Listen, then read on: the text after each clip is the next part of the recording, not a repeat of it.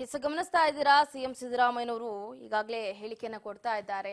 ರಾಜಭವನವನ್ನ ಕೇಂದ್ರ ಸರ್ಕಾರ ದುರುಪಯೋಗ ಪಡಿಸಿಕೊಳ್ತಾ ಇದೆ. ಮುರುಗೇಶ್ ನಿರಾಣಿ ಹಾಗೆ ಗಾಲಿ ಜನಾರ್ದನ ರೆಡ್ಡಿ ವಿರುದ್ಧ ಯಾಕೆ ಕಾನೂನು ಸಮರವನ್ನ ಸಾಧಿಲ್ಲ? ನನ್ನ ಪಾತ್ರ ಏನಿದೆ ಇದರಲ್ಲಿ? ಮೂಡ ಹಗರಣದಲ್ಲಿ ನಾನು ಪಾಲ್ಗೊಂಡಿಲ್ಲ ಅಂತ ಸಿಎಂ ಸಿದ್ದರಾಮಯ್ಯನವರು ಹೇಳಿಕೆಯನ್ನ ಕೊಡ್ತಾ ಇದ್ದಾರೆ. ಗಮನಿಸ್ತಾ ಇದ್ದೀರಿ, ಈಗಾಗಲೇ ರಾಜ್ಯಪಾಲರಿಗೆ ಇರುವಂತಹ ಅವಕಾಶಗಳನ್ನ ನೋಡಿ. ಈಗ ಸಿಎಂ ಸಿದ್ದರಾಮಯ್ಯನವರಿಗೆ ಇರುವಂತಹ ಅವಕಾಶಗಳೇನು ಅಂತ ಗಮನಿಸೋದಾದ್ರೆ, ಒಂದು ನೋಟಿಸ್ಗೆ ಉತ್ತರವನ್ನ ಕೊಡ್ಲೇಬೇಕು ಅಂತ ಕಡ್ಡಾಯ ಏನು? ಅದನ್ನ ಅವ್ರಿಗೆ ರಿಯಾಕ್ಟ್ ಮಾಡಬಹುದು, ಮಾಡ್ದೇನೆ ಇರಬಹುದು. ನೋಟಿಸ್ಗೆ ಉತ್ತರ ಕೊಡ್ಲೇಬೇಕು ಅನ್ನುವಂಥ ಅವಶ್ಯಕತೆ ಏನಿಲ್ಲ, ನೆಸೆಸಿಟಿ ಇಲ್ಲ. ನಾನು ಉತ್ತರ ನೀಡೋದಿಲ್ಲ ಅಂತ ನೋಟಿಸ್ ತಿರಸ್ಕರಿಸುವಂತ ಅವಕಾಶವೂ ಕೂಡ ಮುಖ್ಯಮಂತ್ರಿ ಸಿದ್ದರಾಮಯ್ಯನವರಿಗೆ ಇರುವಂತದ್ದು. ಹಗರಣಕ್ಕೂ ನನಗೂ ಸಂಬಂಧ ಇಲ್ಲ ಅಂತ ಕೂಡ ಉತ್ತರಿಸುವಂತ ಸಾಧ್ಯತೆ ದಟ್ಟವಾಗಿದೆ. ಈ ಹಗರಣಕ್ಕೂ ನನಗೂ ಯಾವುದೇ ರೀತಿಯಾದಂತಹ ಸಂಬಂಧ ಇಲ್ಲ. ಈ ಮೂಡ ಹಗರಣದಲ್ಲಿ ನನ್ನ ಪಾತ್ರ ಏನಿದೆ ಅನ್ನುವಂತಹ ಪ್ರಶ್ನೆಯನ್ನು ಕೂಡ ಮಾಡುವಂತಹ ಸಾಧ್ಯತೆ ದಟ್ಟವಾಗಿದೆ. ಇನ್ನು 4, ಗವರ್ನರ್ ನಿರ್ಧಾರವನ್ನ ಕಾದು ನೋಡುವ ತಂತ್ರವನ್ನು ಕೂಡ ಸಿದ್ದರಾಮಯ್ಯನವರು ಮಾಡಬಹುದು. ಏನು ಲಾಸ್ಟ್ ಸ್ಟೆಪ್ ಅನ್ನ ರಾಜ್ಯಪಾಲರಾದಂತಹ ತಾವರ್ಚಂದ್ ಗೆಹ್ಲೋಟ್ ಅವರು ಇಟ್ಟ ಆ ಹೆಜ್ಜೆಯನ್ನ ನೋಡಿ ಸಿದ್ದರಾಮಯ್ಯನವರು ಒಂದು ತಂತ್ರವನ್ನು ಕೂಡ ಉಪಯೋಗಿಸಬಹುದು. ಅಲ್ಲಿವರೆಗೂ ಕೂಡ ಸಿದ್ದರಾಮಯ್ಯನವರಿಗೆ ಅವಕಾಶ ಇದೆ.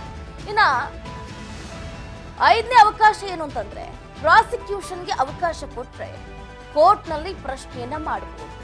ಯಾಕೆ ನನ್ನ ಮೇಲೆ ಪ್ರಾಸಿಕ್ಯೂಷನ್ ಅನ್ನ ಹಾಕಿದ್ರಿ? ನಾನೇನ್ ತಪ್ಪು ಮಾಡಿದ್ದೀನಿ?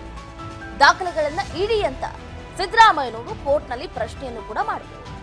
ಇನ್ನ ರಿಟ್ ಪಿಟಿಷನ್ ಹಾಕಿ ಹೈಕೋರ್ಟ್ ನಲ್ಲಿ ಪ್ರಶ್ನೆ ಮಾಡುವಂತಹ ಕೆಪಾಬಿಲಿಟಿ ಸಿಎಂ ಸಿದ್ದರಾಮಯ್ಯನವರಿಗೆ ಇರುತ್ತೆ.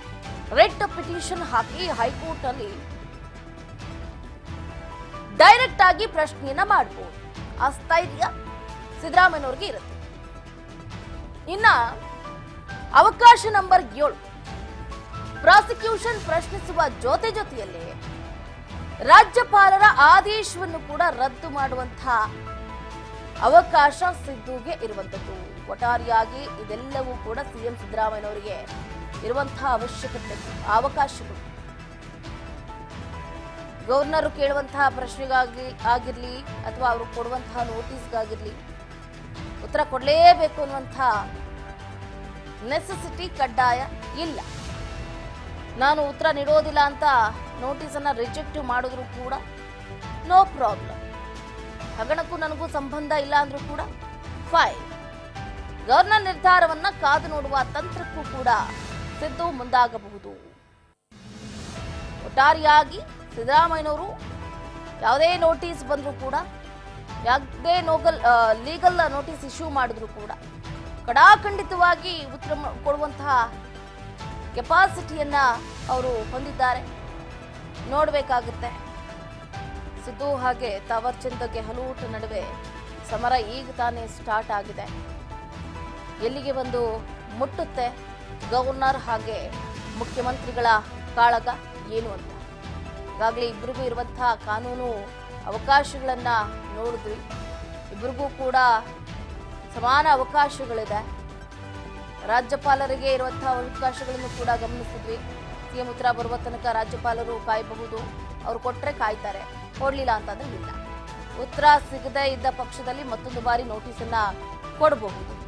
ಸಿಎಂ ವಿರುದ್ಧ ಪ್ರಾಸಿಕ್ಯೂಷನ್ಗೆ ಅನುಮತಿ ನೀಡಬಹುದು. ಕೊಟ್ಟ ಸಾಕ್ಷಿ ಸರಿಯಿಲ್ಲ ಅಂತ ರಿಜೆಕ್ಟ್ ಕೂಡ ಮಾಡಬಹುದು ಗವರ್ನರ್ ಅವರು. ಹೊಸ BNSS ಅಡಿಯಲ್ಲಿ 3 ತಿಂಗಳಲ್ಲಿ ಕಡ್ಡಾಯವಾಗಿ ಒಂದು ನಿರ್ಣಯಕ್ಕೆ ಬರಲೇಬೇಕಾಗುತ್ತೆ. ತೀರ್ಮಾನ ತೆಗೆದುಕೊಳ್ಳದೇ ಇದ್ರೆ ಡೀಮ್ಡ್ ಅಪ್ರೂವಲ್ ಕೂಡ ಆಗುತ್ತೆ. ಸಿಎಂ ಉತ್ತರಿಸಲಿ ಬಿಡ್ಲಿ, ರಾಜ್ಯಪಾಲರು ಒಂದು ನಿರ್ಧಾರವನ್ನ ತಗೋಬಹುದು. ಪ್ರಾಸಿಕ್ಯೂಷನ್ಗೆ ಅನುಮತಿ ನೀಡಬೇಕು, ಇಲ್ಲದೇ ಇದ್ರೆ ತಿರಸ್ಕಾರವನ್ನ ಮಾಡಬೇಕು. ನೋಡೋಣ ಹಾಗಾದ್ರೆ ಮೂಡ ಹಗರಣದಲ್ಲಿ ರಾಜ್ಯಪಾಲರು ಯಾವ ದಿಟ್ಟ ಹೆಜ್ಜೆಯನ್ನ ಇಡ್ತಾರೆ. ಆ ದಿಟ್ಟ ಹೆಜ್ಜೆಯನ್ನ ನೋಡಿ ರಾಜ್ಯದ ಮುಖ್ಯಮಂತ್ರಿ ಸಿದ್ದರಾಮಯ್ಯನವರು ಯಾವ ಗಂಭೀರ ನಡೆಯನ್ನ ಇಡ್ತಾರೆ ಏನು ಅಂತ.